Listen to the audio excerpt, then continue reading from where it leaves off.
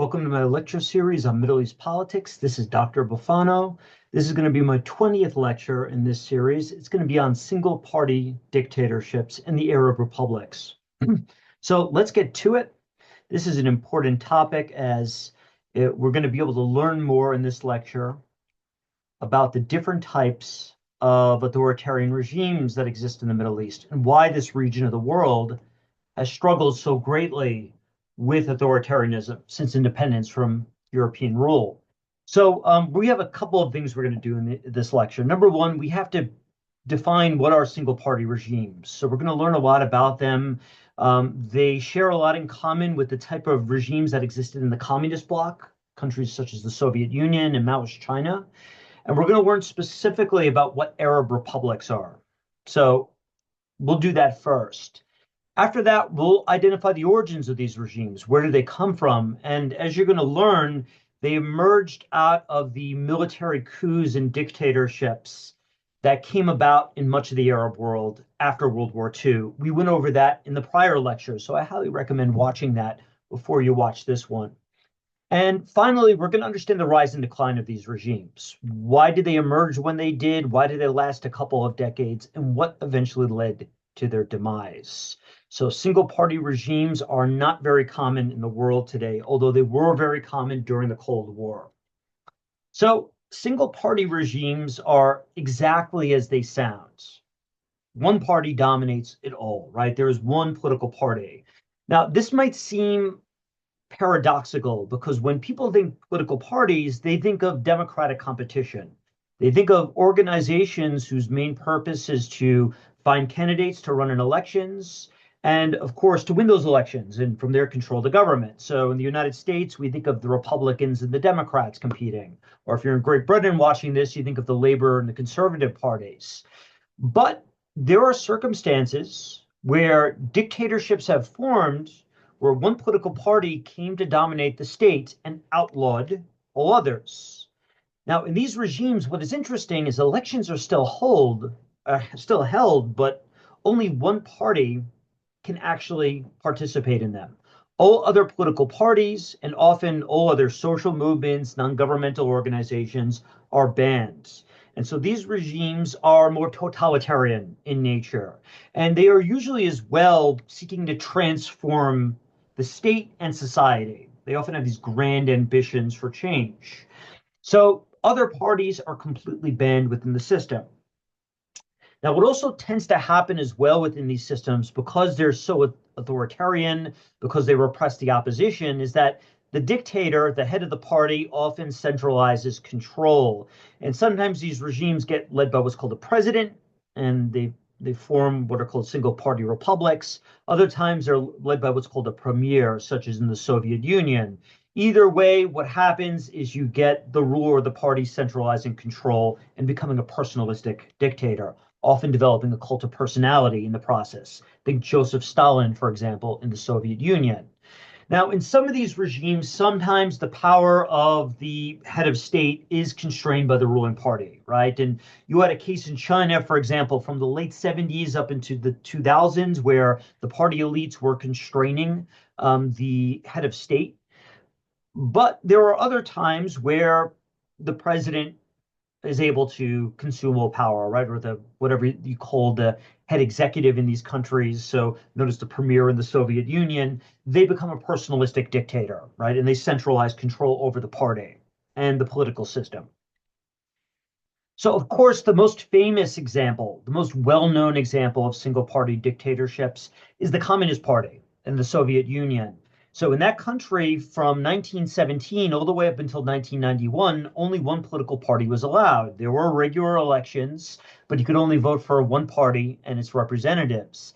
And for a period of time from the late 20s up until the early 1950s, Joseph Stalin dominated this country as a personalistic dictator. So these regimes are very oppressive in nature. Now, what are the origins of these systems? Where do they come from, and how do they justify their existence? Well, they're a product of the modern world, right? So obviously, by having a political party dominate the system, it's an indication these are modern sorts of states. And the first type of single party system emerged in the Soviet Union. In 1917, Russia had a revolution, a communist revolution. The state was overthrown. And in October of that year, the Communist Party centralized control of the state and banned all other political movements. And the way the communists justified this was on Lenin's vanguard of the proletariat. Now, what is the vanguard of the proletariat? Well, it's this idea that the masses are not ready yet to participate in public life. Perhaps because they're too ignorant, they lack the education, or perhaps because you don't want some of the wealthy capitalist elites coming to dominate the system and distribute all the wealth to themselves. And thus, the poor masses need a protector, a vanguard, someone who could protect their interest and enact reforms, transform society, and bring about benefits to the rest of the masses. And so thus an elite party is needed to guide the way. That's why these regimes are modern regimes. They seek transformation. They seek total change within the state. And of course, with the communists, they sought to take a poor Russian feudal state that had a lot of people living in poverty and living in the countryside, and they sought to industrialize it. They sought to move people to cities. They sought to increase both agricultural and industrial production and create a modern state, and in the process, promote social and economic equality. And they argued you couldn't allow free and fair elections because if you did, the poor ignorant masses would vote for traditional elites that would not be good for their interests, right? So you had to get rid of these traditional elites. You had to wipe away the old and bring in the new. So these regimes are often very violent, but they have a modern agenda. They're seeking to transform, right? And part of the justification as well is often these elites they come from the well-educated middle class, often university graduates, labor union activists, people with many years of technocratic skills that often education in the sciences. They claim they could transform society and bring it out of poverty. And so they engage in extensive recruitment. The communists call this nomenklatura, right? We're going to recruit from those who are well educated. And of course, as well, set up universities and schools to start to educate the masses and expand the size of the party in the process. And within these regimes, the way it works is because there's no free and fair elections, obviously the communist political elites are also going to dominate the government, right? The single party elites also dominate the state and its institutions, the legislative and executive branches. And those party elites, they make decisions behind closed doors.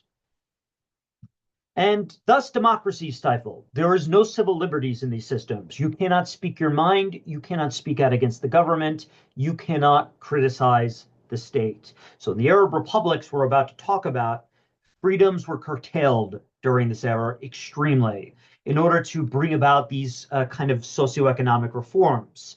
And the idea is you're trading freedom for future economic prosperity.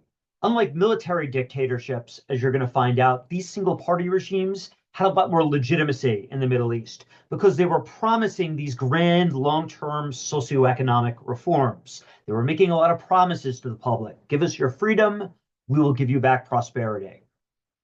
And so these single party regimes emerged in the Middle East. We actually talked about one of these regimes, the Turkish Republic, which emerged with Mustafa Kemal, otherwise known as Ataturk, ruled the country for several decades. And he brought about these secular modernist reforms. He helped industrialize the country.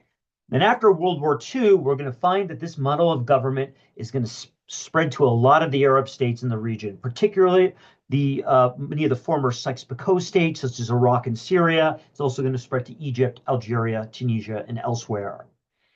And so it was inspired, right, by the works of intellectuals such as Vladimir Lenin, who argued that single-party dictatorships led by, these kind of reforming socialist elites were needed to bring about reforms. And thus, these developments in the communist bloc and throughout the world at this time period greatly impacted many Arab nationalist intellectuals. And it's going to lead to the emergence of what we call the Arab republics. Now, a couple of other things that are important about these Arab republics, other than the fact that they were single-party dictatorships. We do have to define this term republic here. Now, a republic, quite simply, has three branches of government. It has a legislative, executive, and judicial branch. It's a form of government that originated with the Roman Republic many centuries ago. The idea is it divides power between different institutional bodies.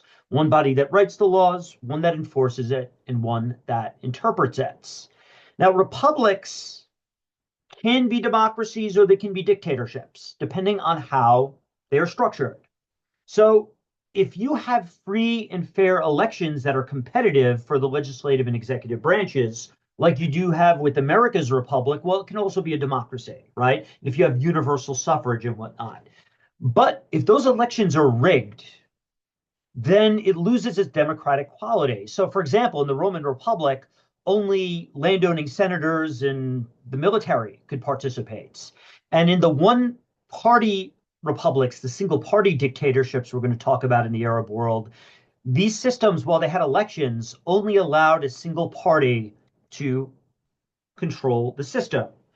These Arab republics that emerged after World War II, starting in the 1950s, are going to become single party dictatorships.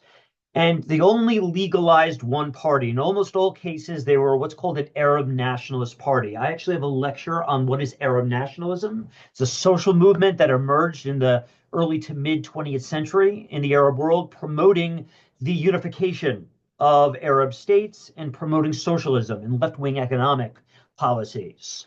And in regimes, one by one, we're going to see this emerge in many Arab states. So, for example, the Ba'ath Party in Syria, which ruled the country from 1963 all the way up until 2024, was a single party dictatorship. And eventually, the Assad family is going to really create a personalistic dictatorship there.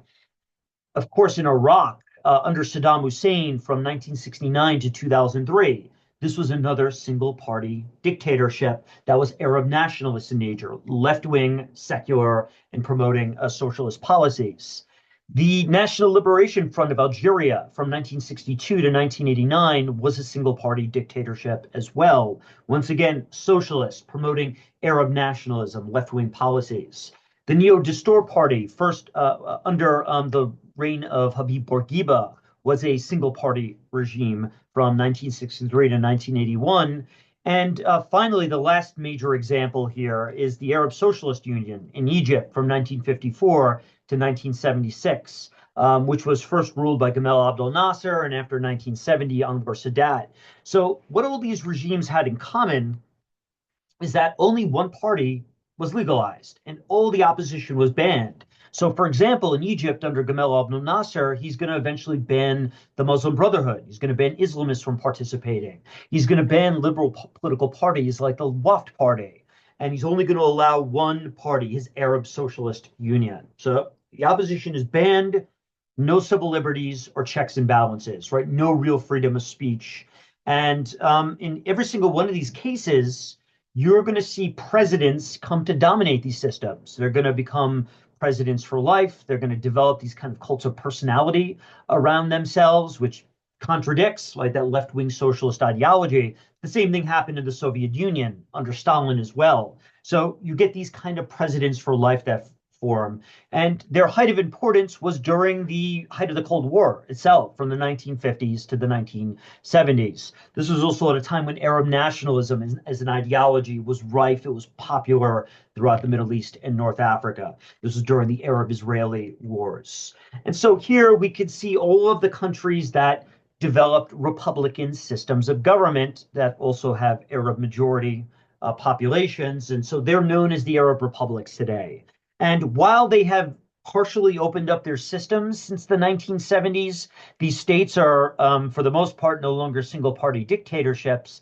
They did keep that kind of republican structure of government. So we know these as the Arab republics today. And, all of you who are students of American politics, for example, should be pretty familiar with a republican system of government. Or if you're, for example, if you're aware of the French republican system as well, they have what's called a semi-presidential system. And so if we take a look here at the Egyptian system, it's structured very similarly to the French and American governments, right? There's a legislative, executive, and judicial branch. The legislature, they write the laws. They consist of elected representatives. They have an executive branch that enforces the law with a bureaucracy led by a president. And there's also a judicial branch that consists of courts, criminal, civil, and family courts, as well as appeals courts and a Supreme Court. This system is structured like a republic, three branches of government.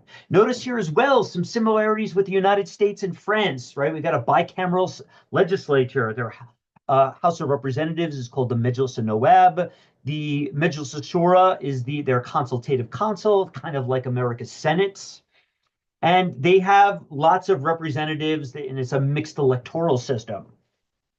Now, a slight difference from the United States, and this is what makes the republic more similar to France, is that they have what's called a semi-presidential system. So along with having a president elected separately in 6-year terms, they also have what's called a prime minister. Now, the president, his job is to head foreign affairs and the military, while the prime minister deals with domestic affairs. And so the president nominates the prime minister, and it's the legislature that approves of the prime minister.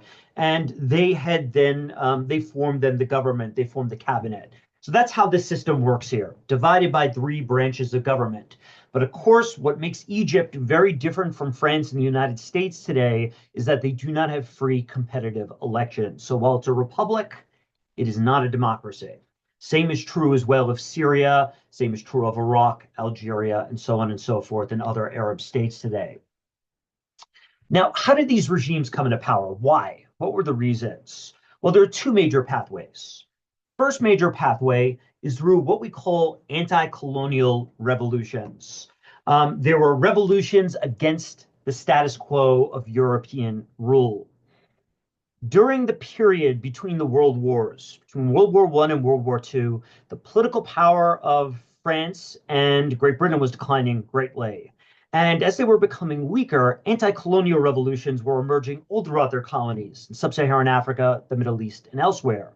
And throughout the Arab world, there emerged this Arab nationalist ideology that was opposed to the Sykes-Picot Agreement, the San Remo agreements that had divided up the Middle East into different pieces. And there emerged from labor union activists, civil society activists, lawyers, doctors, teachers. They began to mass mobilize in the streets against many of these colonial regimes. And the revolutionaries eventually formed these kind of istiqlal or independence parties, promoting political independence. And these parties, they tended to be Arab nationalistic in nature. Some of them eventually became violent because the colonizer refused to give independence. The French really clung on to Algeria, for example. We talked about this in a previous lecture. The Algerians, their independence movement, they're going to engage in a very violent struggle with the French government from 1954 to 1962. And eventually, they're going to overthrow that regime by 1962, and the French are going to be forced to leave. Over 1 million French settlers leave. So some of these revolutions were quite violent. Other revolutions were quite peaceful. So Tunisia, it never really escalated into violence like Algeria did. The French did not have as many settlers in Tunisia. They were more willing to let Tunisia go so they could focus on that war in Algeria. So after relatively peaceful protests, Tunisia gained its independence. And what happened in the aftermath of this is the revolutionaries who led these movements, they're going to create single-party dictatorships. Political parties that led them, such as the National Liberation Front in Algeria, they're going to centralize control of the new state. They're going to create republics modeled off of France, and they're going to create these kind of Arab republics where an Arab nationalist party is going to dominate. And eventually power is going to center on the country's president. It was Ahmed Ben Bella in Algeria. In Tunisia, it's going to be the Neo-Dastour Party, otherwise known as the Neo-Constitutional Party, led by Habib Bourguiba. So they're going to centralize control in these countries. And in modeling themselves off the Turkish Republic, we learned about Ataturk in a previous lecture, they're going to engage in nation building. They're going to build new schools, hospitals, infrastructure. They're going to take out loans from banks. They're going to try to build new industries. They're going to increase the size of the government tremendously. They're going to engage in a lot of socialist policies, increasing the welfare state, for example. So they're going to engage in a lot of nation building here to increase their legitimacy.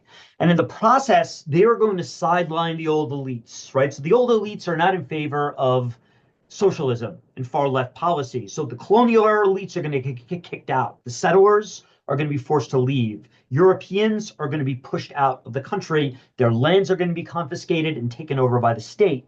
The old religious class of ulama, religious clerics, they are going to be sidelined in this process as secular states are created. And the old landowning class that had supported, the old monarchies of the past, they're going to be sidelined as well. This is an urban-based modernization movement. And so here, this is Ahmed bin Bella here, who was one of the great leaders of the National Liberation Front. He's going to become president in 1962. He'll serve there as for 3 years. He himself was overthrown in a coup 3 years later. You could see him here with Fidel Castro. So these regimes were highly influenced by the communist bloc, and a lot of these kind of anti-colonial, anti-Western movements had a lot of ties, not only within, across the Middle East, but across the globe. Now, that was one pathway to these regimes. Tunisia and Algeria, they're going to become single-party states via revolution against colonial governments. The other major pathway was through military coups. These were military coups that were led by officers that often had Arab nationalist sympathies. Okay, and so we talked about coups last class and why so many occurred in the Arab world during this time period in the 1950s and the 1960s. And so basically, you get these officers overthrowing the pro-Western monarchies and republics in the region. So in 1952, the Muhammad Ali dynasty, which was backed by the British at the time, was overthrown in a coup. 1958, Iraq's monarchy, the monarchy descended from the Sharif Hussein of Mecca that was set up by the British back in the early 1920s. They were overthrown in 1958. Syria's republic, established by the French, it's going to be overthrown. There's going to be a series of coups in Syria. So one at a time, we are going to see these military coups take place. And these military coups I'm showing here with the date, in the aftermath of that, eventually a single party dictatorship is going to emerge. So Syria, shortly after the coups in 1949 and 1963, we're going to see single party dictatorships in Iran after 1958, after 63 and 68, in Algeria. So, by the way, Algeria, their single party dictatorship, while it's going to continue to be controlled by the FLN, the military is going to come into power in 1965 there as well. And Libya in 1965, under Colonel Gaddafi, he's going to eventually establish a single party states. Now, all of these coups that took place, they were led by officers with Arab nationalist sympathies in these kind of post-colonial countries where there's tremendous amounts of instability, conflict, and violence. And what these coup leaders at first did is they created a military junta, a military government that was temporary. But as I said last lecture, these military governments by their nature were themselves unstable and didn't have much in the way of legitimacy. So what these coup leaders did is eventually they disband the junta, they get rid of direct military rule, and they create single party dictatorships as a way to legitimize their rule. So the coup leaders, they take off their uniforms and they put on suits and ties, right? And they thus become civilian leaders. So Gamal Abdel Nasser, who's going to create a single party dictatorship, came into power as a military officer. In a case, for example, like Syria, the Assad regime, okay, eventually they're going to centralize control of Syria by 1970. They came into power as military leaders. And they are going to then take off the uniforms and become civilians. And this happened in one case after another. Each of these countries is going to experience a coup. Colonel Gaddafi in Libya, he was a military officer that overthrew that country's monarchy. And eventually he's going to create a single party regime there too. So all of these coup leaders are then going to become eventually presidents, usually presidents for life. And in fact, for this reason, all but one of the Arab republics that emerged during this era were dominated by militaries. The one exception was Tunisia. Tunisia was the only single-party dictatorship led by civilians. And not coincidentally, it's going to have the best outcomes in terms of education and healthcare and economic outcomes in comparison with the other states. Military leaders are not known for the quality of their rule. And in the process, in each one of these states, the liberal and Islamist oppositions were banned. Now, under the mandates of England and of the British and French, when they propped up, different republics and constitutional monarchies, there was at least some competition in the system. There were liberals and Islamists participating in civil life, along with Arab nationalist parties like the Ba'ath. But during this era, any form of competition is going to be shut down. These regimes are going to have total domination of the state to legitimize their rule. So here we have Egypt, its Arab Socialist Union, which dominated the state for 2 decades. We could see here Gamal Abdel Nasser and his political party elites, most of whom came from the military, are going to dominate that state. And the same is true in Syria. Eventually, Hafez al-Assad, he's going to rule over the country as president from 1970 to the year 2000, and he's going to be succeeded by his son, Bashar al-Assad, who's going to rule from 2000 to 2024. And, you could see here with these regimes, they created cults of personality around their presidents. Just like with Gamal Abdel Nasser, the Assads are going to become, they're going to become godlike figures here. And by the way, this is the Arab nationalist flag. We even see this on the Palestinian flag as well, right? Similar design. The red represents bloodshed, conflict, the revolutions and coups that were needed to overthrow the pro-Western governments, the pro-Western monarchies, and establish these socialist republics. The black represents evil, okay, and the white represents the good, the purity. So the justification for these revolutions and the violence that came with it was that it was to destroy evil in order to establish the good. Okay, but of course, this is going to lead to massive human rights abuses. Syria's Assad regime was one of the most really a totalitarian, brutal regimes on the planet for decades. The same was true of Saddam Hussein's regime. So the Ba'ath come into power in 1968, and Saddam himself, he's going to centralize power by 1979, and he's going to create one of the world's most really brutal dictatorships, very oppressive in terms of its abuse of human rights. So these Arab republics, how did they legitimize themselves? So they took away people's freedom. So what did they promise in return? Well, what they promised in return was prosperity. They promised socialism. And they did copy many of, not all, but many of the policies of the communist bloc. So one of those policies was with land redistribution. So under the pro-European monarchies, the pro-European governments, and during European rule, there was severe inequality between rich and poor. Most people still lived in the countryside as peasants, and you had a small number of powerful landowners. So in Egypt, the Muhammad Ali dynasty controlled most of the country's land. In Algeria, French settlers dominated in terms of their control of land. So these governments came in and said, look, we're taking your freedom, but we're going to redistribute wealth. So they begin to confiscate wealth from the Europeans and from these pro-Western monarchies. And they start redistributing it to the poor and the lower middle class. And this is what happens under Gamal Abdel Nasser in Egypt. There was massive land reforms. In the 1960s, in Syria, there was land reform. In Iraq, the old traditional tribal elites, right, lose control of a lot of their lands. It gets redistributed. And what's important about this as well is this is part of the formation of modern states in the region. You see, doing this also took away the power of the traditional landed elites, right? The traditional landowners lose their land, and the state starts confiscating a lot of that land for themselves. And we also have the militaries of these governments getting involved. The militaries in places like Egypt are also going to become massive landowners in the process. So the state's going to centralize, and it's going to expand its bureaucracy in the process. These Arab republics, these one-party states, made a lot of promises to their people, one of which was that they were going to bring people out of poverty. They were going to create social welfare states. So we see here the formation of new bureaucracies, modern bureaucracies. They're going to expand public education. Now, of course, public education was first introduced in this region in the 19th century during the Tanzimat reforms, that period of defensive development we talked about, but only a small minority of the public received an education. In fact, up until 1952, only 10% of Egyptians were literate. After this, we are going to see a massive expansion of public education. You're going to start to see universal education emerge, the establishment of primary schools for almost all children.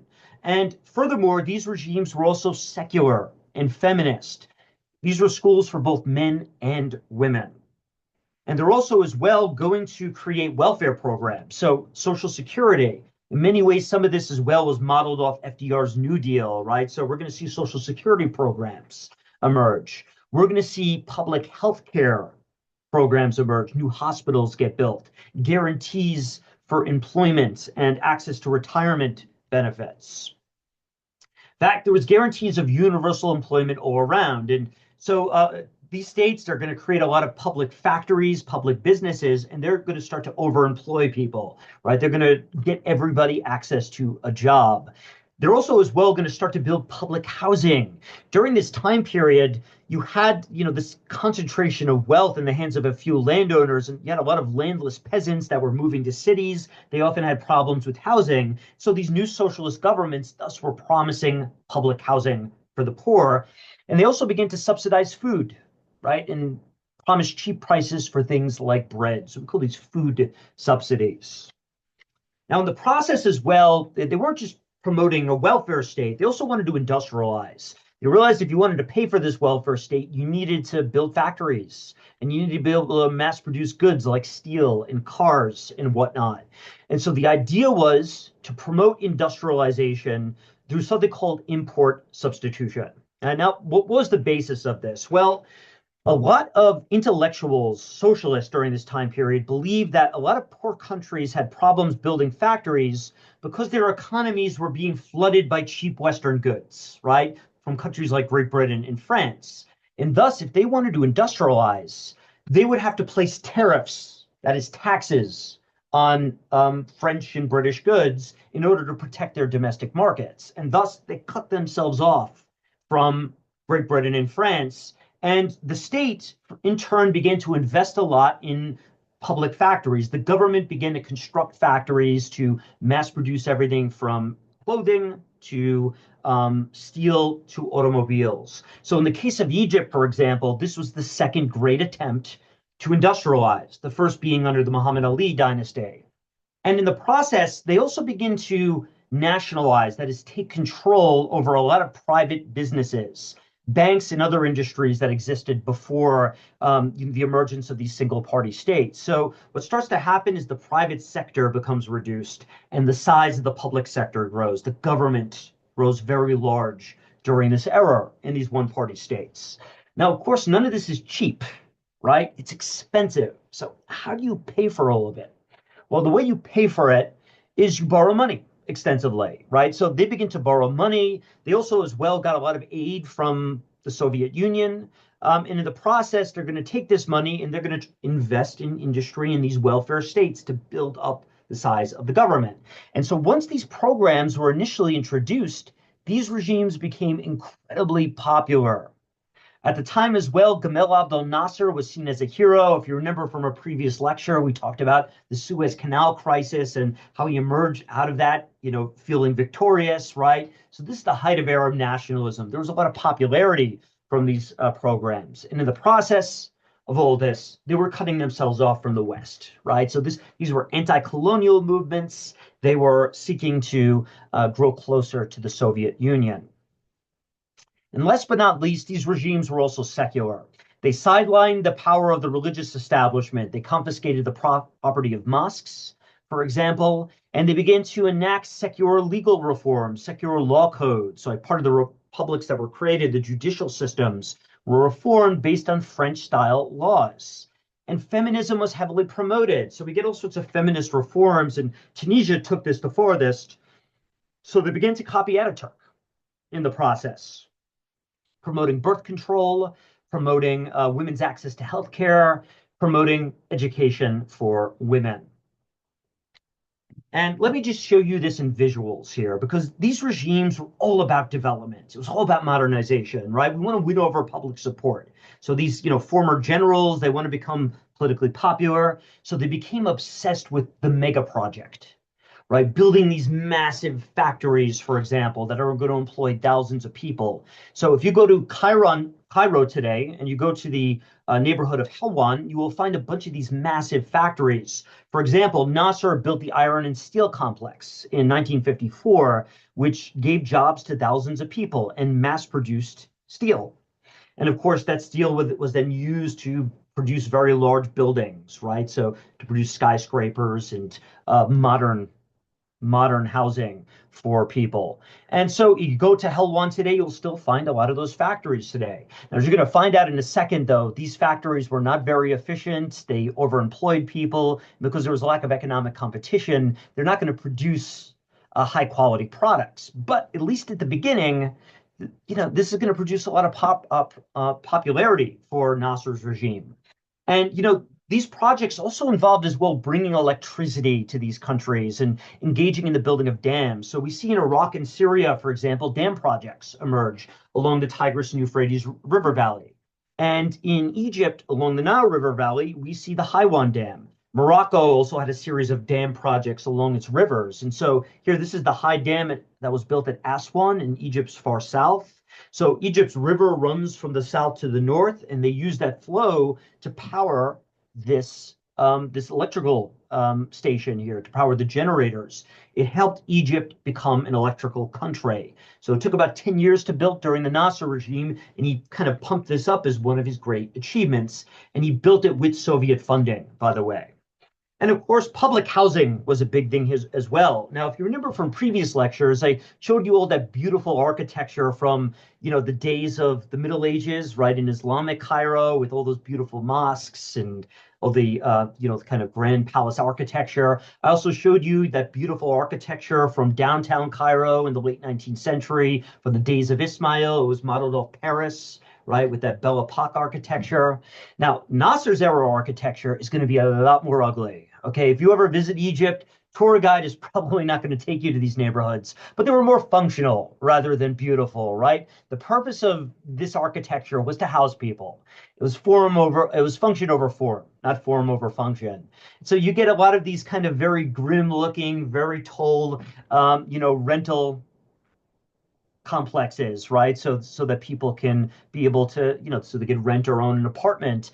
And so thus a lot of public housing was created in Nasser city, so named after Gamal Abdel Nasser.